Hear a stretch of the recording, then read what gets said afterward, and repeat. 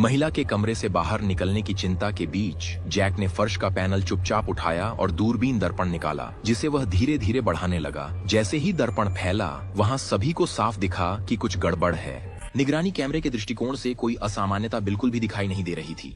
दर्पण से अपनी रक्षा करते हुए जैक ने पहले एक प्रॉप आगे फेंका, फिर सावधानी पूर्वक आगे रेंगने लगा। महिला को संदेह से बचाने के लिए जैक उसके साथ बातचीत करता रहा। अचानक उसने गलती से पैर बाहर निकाल दिया। उसके बगल में खड़ी अन्ना ने चेतावनी दी। निगरानी कर रहे अपहरणकर्ताओं ने स्क्रीन पर कुछ असामान्य देखा और तुरंत विस्फोटक बटन पर हाथ रख दिया।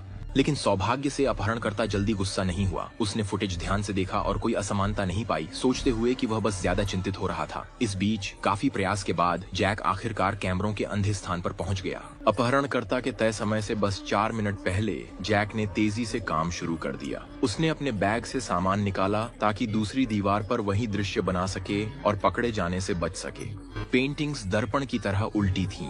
जैक ने सब कुछ दीवार पर टांग दिया, फिर बैग से प्लास्टिक की पुतली निकाली, उसे जोड़कर स्टूल पर रखा और महिला को पुतली की मुद्रा की नकल करने को कहा। हालांकि महिला उलझन में थी, उसके पास पालन करने के अलावा कोई चारा नहीं था। अब कमरे में दोनों दीवारों के सामने का दृश्य समान था। अगला कदम था कैमरा कोण बदलना। जैक ने फिर से काम किया, एक एक करके कई ट्यूबों को जोड़ा, फिर निगरानी कैमरे के सामने 45 डिग्री पर दर्पण रखा। अगले ही पल मॉनिटर झिलमिलाया और अपहरणकर्ता की लाइव निगरानी दूसरी दीवार पर स्विच हो गई। इस समय जैक और महिला पूरी तरह से अपहरणकर्ता की नजरों से बाहर थे। जैसे ही वे भागने वाले थे, लिसा अंदर आई। संग्रहालय की निदेशक के रूप में वह अंतिम क्षणों में पेंट ब्रश लेना चाहती थी, क्योंकि ये अनोखी और विश्व प्रसिद्ध चित्रकला थी जो मानवता के लिए अनमोल खजाने थी। जैक लिसा की जिम्मेदारी से प्रभावित हुआ और उसने पेंटिंग्स को ले जाने में मदद करने का निर्णय लिया। मेहनत के बाद वे लगभग समाप्त थे, तभी अपहरणकर्ताओं का फोन आया। तय समय पर लिसा ने जवाब दिया और उन्हें रोकने की कोशिश की। बाहर के लोगों को जल्दी निकलने का इशारा किया।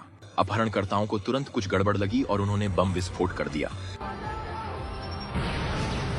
सौभाग्य से निदेशक के कार्यालय में लोग सुरक्षित निकल गए। फिर फाउलर घटना स्थल पर पहुंचे और सुरागों के आधार पर अपहरणकर्ताओं को पकड़ लिया।